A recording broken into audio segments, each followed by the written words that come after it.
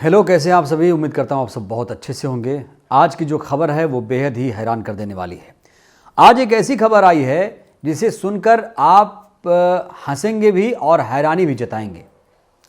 दरअसल बात है एयर इंडिया की एक घटना की।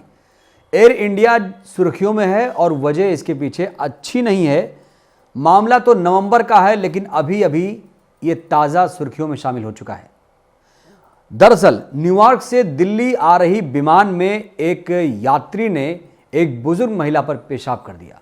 आपको सोचकर हैरानी हो रही होगी, आपको सुनकर अजीब लग रहा होगा, अजीब नहीं बहुत ज़्यादा आपको गुस्सा भी आ रहा होगा, लेकिन यह घटना हकीकत में तब्दील हो चुकी है। ये कोई फिल्म नहीं है, ये कोई कहानी नहीं है, ये कोई किताब की कहानी नहीं है, ये कोई नॉवेल नहीं है, ये हकीकत में हुआ है। सोचिए आप, प्रधानमंत्री नरेंद्र मोदी ने कहा था कि अब हवाई चप्पल पहनने वाला भी हवाई सफर करेगा। पता नहीं लोग कितना सफर कर रहे होंगे, लेकिन यहां पर जो सफर शुरू हो रहा है विमान में वो बहुत ज्यादा अब सुर्खियां बटोर रहा है। दिलीप मंडल ने इसको लेकर ट्वीट किया है और नाराजगी गुस्सा भी जाहिर किया उन्होंने लिखा है, जो शेखर मिश्रा है इसका नाम, शेखर मिश्रा को लेकर लिखा है कि शेखर मिश्रा ने बूढ़ी लाचार औरत के सामने खड़े होकर उनके शरीर पर पेशाब कर दिया था। एयर इंडिया के स्टाफ ने रोका नहीं, ना इसे पुलिस के हवाले किया। और ये वेल्स फेर्गो में एक कंपनी वहाँ पर नौकरी करता है। पुलिस इसे खोज रही है, नज़र आए तो दिल्ली पुलिस को सूचित करिएगा। अब आप सोचिए, सिक्योरिटी में कितना बड़ा लूप होल आ गया। इसे ढूंढा जा रहा है, अब कौन ढूंढेगा। इतनी बड़ी घटना के बाद भी उसे कोई सज़ा नहीं हुई, वो आराम से एयरपोर्ट से बाहर निकल गया। अब आप सोचिए, वो सीट तक आता है, वो बुजुर्ग महिला वॉशरूम के आसपास खड़ी थी, वो सीट से उठता है, सीट तक आया और जिप खोली और महिला ने कहा कि मुझ पर पेशाब करने लगा। पुरुष पैसेंजर का नाम है शेखर मिश्रा, जिसे अभी तक कोई गिरफ्तारी नहीं हुई है।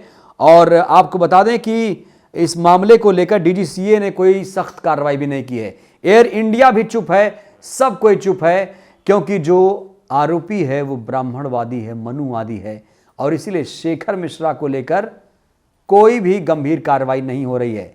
अब आप सोचिए, एयर इंडिया में अगर इस तरह की घटना किसी और ने की होती तो मीडिया उछल कूद मचाता, बंदर की तरह उछलता स्टूडियो में, लेकिन इस घटना पर मीडिया भी खामोश है, क्योंकि आरोपी के नाम से तय की जाती है रिपोर्टिंग, पत्रकारिता।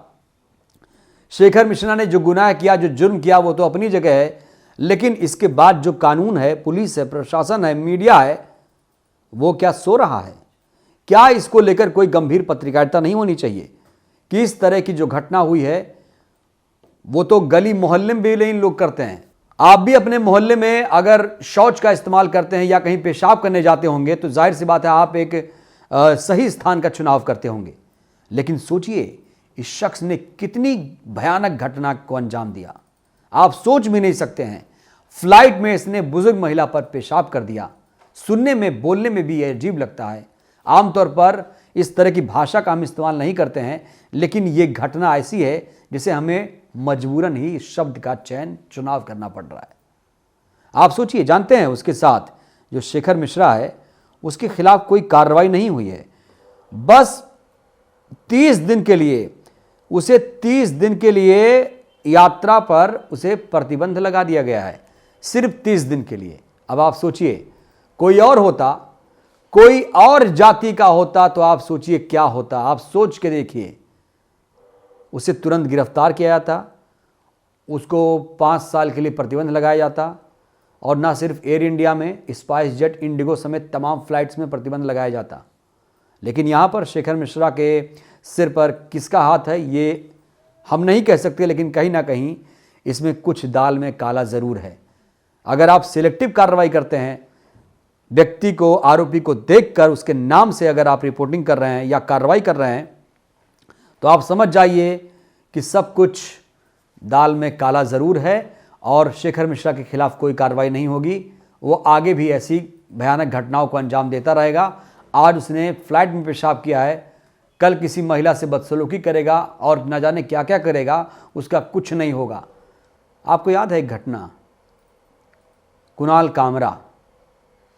कुणाल कामरा का नाम आपने सुना होगा, स्टैंड अप कॉमेडियन है वो। काफी सुर्खियों में थे। घटना 2020 की है। कुणाल कामरा ने कोई गुनाह तो नहीं किया था, लेकिन उसे इतना बड़ा जुर्म बताया गया, इतना बड़ा जुर्म बताया गया कि लोगों ने सोचा कि कुणाल कामरा तो बहुत बड़ा विलन है। इंडिगो की एक फ्लाइट थी। कुणाल कामरा पर आरोप था कि उन्होंने एक पत्रकार को कथित तौर पर परेशान कर दिया था। मतलब आप सोचिए, कुणाल कामरा में इतनी तमीज तो होगी ही, इतना बुद्धि तो उनके अंदर होगी ही कि किसी से फ्लाइट में किस तरह से बात की जाती है। लेकिन कुणाल कामरा यहां पर गड़बड़ हो गए थे। उन्होंने उस पत्रकार से तमीज से बात नहीं की थी, बदसलूकी किया था इन्होंने, कहा जा रहा है। सिर्फ बात कुणाल कामरा ने एक पत्रकार को परेशान कैसे जानते किया था? सिर्फ बात किया था, सर कैसे हैं आप, सर ये सब जो हो रहा है उस पर आप क्या कहेंगे, इतनी बात की थी कुणाल कामरा। जानते हैं उनके साथ जो हुआ वो आप सोच भी नहीं सकते हैं।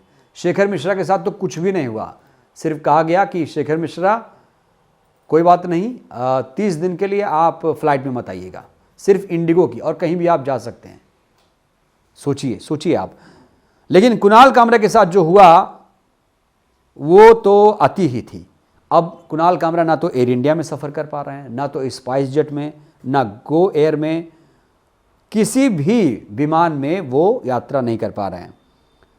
तो कॉमेडियन की यात्रा पर रोक लगा दी गई थी, क्योंकि कुणाल कामरा को कहा गया था ये विशेष पार्टी से हैं। आप सोचिए जरा, आप सोचिए कि अगर आरोपियों की जाति धर्म देखकर कार्रवाई होगी तो आखिर कैसे बनाएंगे सब समाज, कैसे बनेगा विकसित भारत? आप सोचिए जरा। तो जो कुछ सिस्टम है वो सड़ चुका है। आप चोरी कर लेंगे तो आरोपी को देखकर उसका हाथ काट लिया जाएगा, या फिर अगर कोई दूसरे धर्म जाति का आरोपी है तो उसको वही सज़ा मिलेगी जो कानून में लिखा हुआ है। लेकिन दूसरे धर्म जाति का है तो उसके लिए नरमी बरती जाएगी। क्यों? क्योंकि अब कहीं ना कहीं जो मनुवादी सोच है वो हावी हो रही है। ब्राह्मणवादी जो हैं, जो 80% लोगों पर राज करते हैं, SC ST OBC माइनॉरिटीज़ पर ये राज कर रहे हैं। आप समझिए आपको कैसे ये लोग बेवकूफ़ बना रहे हैं, आप समझिए ज़रा। इनकी चाल को आपको समझना पड़ेगा, तभी बहुजनों का राज आएगा।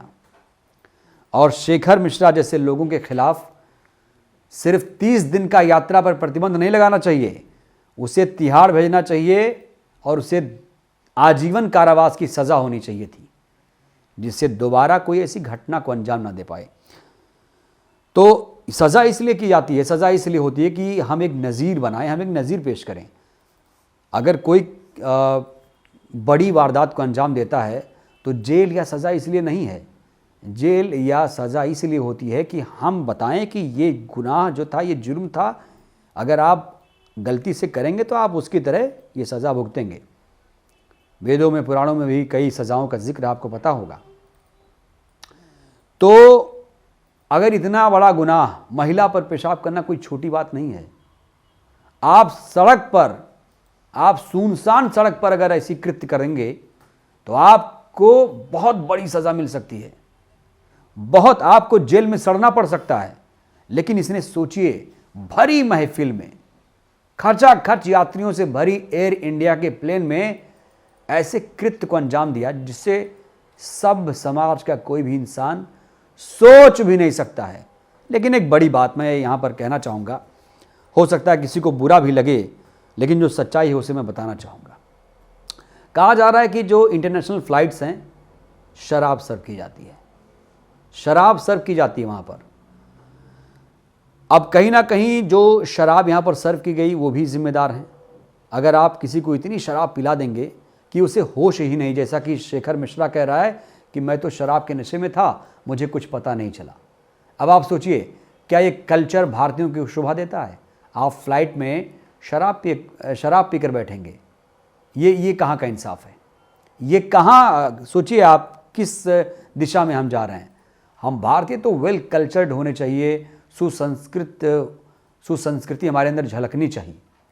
लेकिन अगर कहीं शराब मिल रही है, भारतीय हुए तो क्या, हम तो पी लेंगे। तब आप नहीं, अमेरिका में अगर आपको शराब मिलेगी तो आप पी लेंगे, जाम छलकाएंगे। और वही शराब पीकर फ्लाइट में बैठकर महिला से छेड़छाड़ करेंगे। आज किसी ने शराब पीकर पेशाब किया किसी महिला के ऊपर, कल को कोई दुष्कर्म की घटना को अंजाम दे देगा, तब क्या करेंगे? ज़रूरी है ऐसे जो कल्चर पनप रहे हैं उनको ख़त्म किया जाना चाहिए। और फ्लाइट में इस तरह की जो चीज़ें सर्व की जाती हैं वो भी कहीं ना कहीं जिम्मेदार है, लेकिन सबसे बड़ा जिम्मेदार है शेखर मिश्रा। ये नहीं भूलना आपको, शेखर मिश्रा जो है वो विलन है, विलन। उसके खिलाफ अब सख्त से सख्त कार्रवाई होनी चाहिए। दिल्ली पुलिस इसे ढूंढ रही है, लेकिन यहाँ पर भी लूप होल है, ढूंढ रही है। सोचिए, आपने एयरपोर्ट, अगर आपने किसी फ्लाइट से सफ़र किया होगा, पटना से लखनऊ गए होंगे, लखनऊ से दिल्ली आए होंगे, तो आपको पता होगा कि कितनी मुश्किलों से आप बाहर निकलते हैं। किसी एयरपोर्ट से अंदर जाना, बाहर आना बहुत लंबी और कठिन जटिल प्रक्रिया होती है, आप जानते होंगे। लेकिन ये आदमी, सोचिए, शेखर मिश्रा पेशाब करके आराम से एयरपोर्ट के बाहर निकल गया और अब पुलिस ढूंढ रही है उसे। आमतौर पर बोर्डिंग पास में या टिकट में उसकी पूरी प्रोफाइल होगी, वो कहाँ रहने वाला है, क्या करता है, आधार कार्ड उसका होगा। पुलिस ढूंढ रही है, सोचिए, ढूंढा जा सकता है इसको। आप चाहें तो 10 सेकंड के अंदर उसे गिरफ्तार कर सकते हैं, लेकिन यहाँ पर जाति के नाम पर, धर्म के नाम पर आरोपियों को देखकर कार्रवाई की जाती है, जो हमारे समाज के लिए घातक है, शर्मसार करने वाला है। ऐसे ही लोगों का मनोबल बढ़ता है, ऐसे ही लोग गुंडागर्दी करते हैं, भगवा पहन लेंगे, गमछा लगा लेंगे, लंगोट पहन लेंगे और कुछ भी करेंगे, इनको सब साथ खून माफ़ है। लेकिन हम और आप अगर ऐसा करेंगे तो आपको वही सज़ा मिलेगी जो संविधान में है। सोचिए, संविधान भी ऐसे काम कर रहा है, सिद्धांत में कुछ और है, व्यवहार में कुछ और है। कहा जाता है कि जो कानून है वो कमज़ोरों पर ज़्यादा लागू होता है, सख्ती से लागू होता है। अगर किसी ने किसी की जेब काट ली तो उसको वही सज़ा मिलेगी। अगर किसी विधायक के बेटे ने या सांसद के बेटे ने किसी का गला भी काट दिया, किसी को अपने गाड़ी के पहिए के तले रौंद दिया, तो उसे कुछ नहीं होगा। ये है सिस्टम, ये है समाज। और कहीं ना कहीं समाज भी बहुत बड़ा जिम्मेदार है सिस्टम को बनाने के पीछे। दोनों एक दूसरे के लिए घातक हो रहे हैं। सिस्टम भी सड़ चुका है, समाज की सोच भी कहीं ना कहीं सड़ने वाली है, जैसा कि लोग टीवी देख देख कर उनकी सोच सड़ रही है। तो आप क्या सोचते हैं, जो ये अमानवीय कृत्य हुआ है फ्लाइट में, जिस तरीके से शेखर मिश्रा ने हरकतें की हैं, क्या इसे 10 साल की सज़ा या उम्र कैद की सज़ा नहीं मिल सकती है? और जो गिरफ्तारी का ढोल पीट रहे हैं, गिरफ्तार नहीं हुआ, कहीं ना कहीं पूरा एयर इंडिया प्रशासन इसमें मिला हुआ है। इसमें हम कह सकते हैं किसी का फ़ोन आया होगा और किसी ने, कोई ना कोई इसे बचा रहा है, नहीं तो ये एयरपोर्ट के बाहर नहीं निकल सकता था। ये एयरपोर्ट के बाहर निकला, इसीलिए लोग इसे ढूंढ रहे हैं। आप समझिए, आप पॉइंट को पकड़िए, पॉइंट को पकड़िए। आप सोचते क्या हैं, प्रतिक्रिया ज़रूर दीजिएगा। शुक्रिया। नेशनल दस्तक की आपसे गुजारिश है कि अगर इसको बचाना चाहते हैं तो नेशनल दस्तक को सब्सक्राइब करने के लिए रेड कलर के सब्सक्राइब बटन को दबाएं, फिर बेल आइकन की घंटी दबाएं। नेशनल दस्तक को बचाने के लिए बहुत जरूरी है कि हर खबर को शेयर करें, लाइक करें, कमेंट जरूर करें।